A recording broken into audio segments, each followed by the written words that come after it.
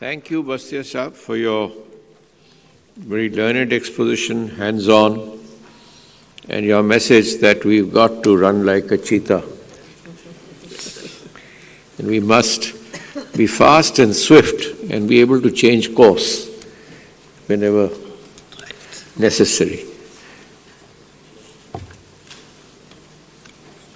fact, Negi Saab mentioned that I never retire. My wife told me that I retired the day I joined service. So, that is a matter of perception. Unfortunately, she's not there, but today I do complete 74 years of existence, which is bad. Okay, thank you very much. And may we now have our very distinguished next speaker is Veena Swarup ji. She's a very, very experienced HR professional. And particularly I would say that with more and more ladies joining the top executive positions, to be hearing her today is indeed a matter of great pleasure and relevance, because it's ladies like her who have shown the way and hope that they are an inspiration to many other young ladies to come forward and join this sector. Thank you, sir. A very good afternoon to all of you. At the outset, I'd like to thank the organizers for having me here, and my compliments to them in this 2 days technical conference to give importance to talent and skill. Thank you for giving that, because I always feel that HR is always at center stage. My previous speakers have spoken and made very comprehensive presentations and covered the entire gamut of skill and talent management. But nevertheless, since I've been invited to speak, I will try to restrict to 10 minutes and share my thoughts with all of you. The overarching theme of this conference is digitalization, digital transformation of the oil and gas, the shipping and the marine sector. And the theme for this session is about skill and talent management for these sectors. It's very often said that talent drives business and skill fuels talent. So they're totally interrelated to each other. The present organization today is focused on process excellence. It's purpose-driven. There's adaptive technology and agile teams. So the focus is on evolution of processes, operational excellence, product quality, design thinking, state-of-art technology, and flexible autonomous teams. There has to be talent fungibility. So what are the key needs today? Gone are the days when you could have large organizations and you could just pick up some relievers and leave reserves and things like that. Today, organizations need to be lean, need to be thin, need to be with focused manpower. The focus is very important on everything. So organizations need to be very adaptive, agile, and resilient. And all this was proved during the pandemic. The key differentiator for any organization, you will all agree, is the workforce. You may have any number of best machines and processes, but it's the workforce, the human resource, the quality of human resource, which actually is the key differentiator.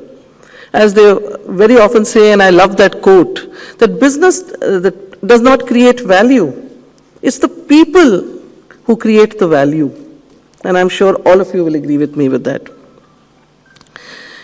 So when that be so, it's very imperative and important to have an effective HR strategy aligned with the business strategy. You can't just have HR happening ad hocly.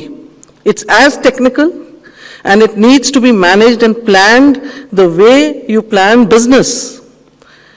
So you need to have an HR vision. An organization needs to have an HR vision aligned to the corporate vision and an HR strategy flowing from it. And I'm very proud to say that in my two organizations where I worked, in Oil and Natural Gas Corporation, where I was for 3 decades, and then finally at EIL on the board, we had an HR vision. I was associated with it. And we had an HR strategy. So each time there was a diversification, we knew we had planned how we are going to have the people who are going to run that new setup.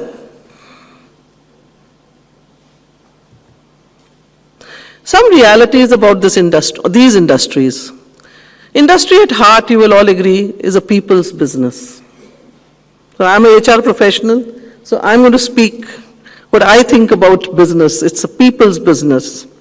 Globally, these industries have engaged the specialists in the area of engineering, technology, and their potential, their experience and expertise has been harnessed to boost productivity on one hand and to develop new resources. These sectors need to essentially maintain skill levels and attract the new talent. So what are the challenges faced by these industries? And could be many more. Today we in this conference are discussing this sector, but maybe that could be common to all. Globalization, the changing geopolitical relationships, disruption in existing business models, new and increased competitors, my previous speakers have also spoken about that, changes in supply and demand dynamics, social environment pressures, demographic shifts, aging workforce.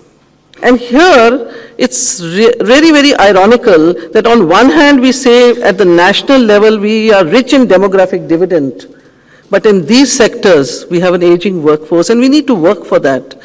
And rise of exponential technologies. So there is a global shift in talent management trends.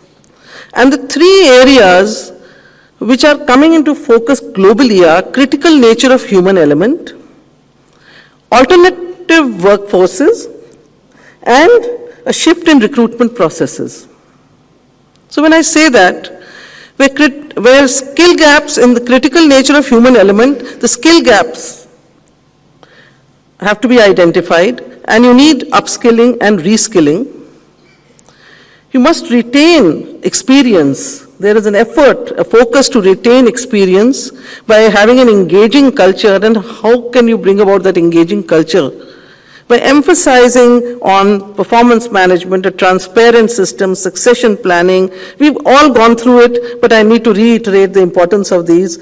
Surveys, employee surveys that need to be done, and benefits, employee benefits, and above all, a focus on mental and physical health, especially after the pandemic. Mental health has also come into focus, and a lot of organizations are focusing and seeing what they can do best for their organizations in this area.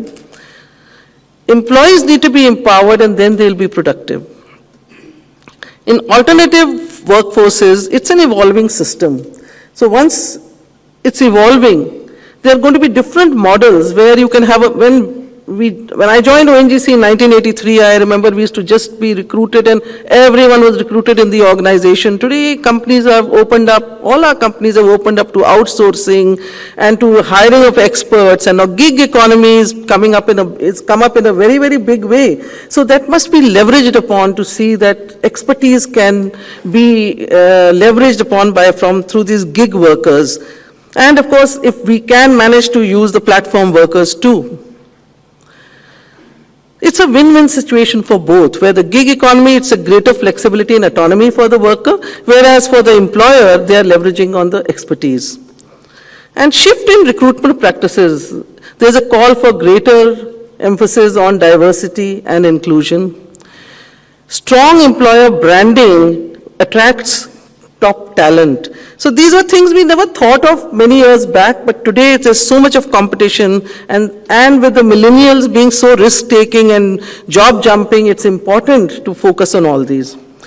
So once I've spoken about the global shift, I'd like to come back to talent management, creating an ecosystem. It's a call for action. We need to build a workforce for future, an agile workforce, ensure teams can handle any change and very quickly, identify skill gaps, focus on skilling. And here again, though the weakest link over here is this. A lot of people are saying so much of skilling is happening, so much of effort is going into that, but why is it that we're having shortage of people? It's the difference between the demand and supply. In fact, I chaired a task force at FICCI, or the Skill Development Task Force, and we prepared a report on Skill India reforms, which the Honorable Minister released in September in the Global Skills Summit. And we are hopeful, and this is one of the areas which we have really emphasized on, that a proper gap analysis must happen, and skilling should be in that area. What is happening is, the trainers find it easy to set up a setup for maybe a beautician's course or a sewing machine course or maybe retail, and skilling happens there. But the jobs are somewhere else. So on one hand, you are having people without jobs, and on the other hand, we have shortage of resources. So we have brought this up, and in fact, yesterday itself there was a meeting at Niti Aayog where we have come out with a suggestion that let there be skill gap analysis at national level. So I would urge upon all the leaders of these sectors sitting here to try and at least have the gap analysis of your own sectors. Capacity building of trainers, harness knowledge of experienced and specialists and technicians, leverage on apprenticeship, make them industry ready. Most of our public sectors, at least we do that. Strengthen the three pillars on which organizations stand: leadership, teams, and culture, and leverage multiple work models. Upskilling to be focused. A lot of push has been given through the pandemic, but it's important that this is focused. And of course, the routine talent management activities that we do, but we must continue to do them. Each has its own relevance. Rotational training be ensured, mentoring and coaching, industry academia collaboration be encouraged. Especially the industry must have a role in the curriculum setting. And I remember when I was in ONGC, we had a number of chairs and a number of MOUs with IITs, and similarly, I got them done in EIL also. And it helps, definitely it helps when you have the IITs and other associated institutes who can make the youngsters and youth ready for your own industry. Global collaboration should be given impetus, and training for high-end equipments and infrastructure be encouraged. So finally, the chair of this session, Mr. Razdan, had said that organizations are very dynamic. They need to be dynamic, sir. And we need to be ready to, all the time, to restructure the organization, redesign the jobs, reskill the talent, re-engineer the workforce, and reconstruct teams. And that's the only way that we can meet all the challenges and run the speed of cheetah that Mr. Bastia mentioned. So thank you all for your patient hearing.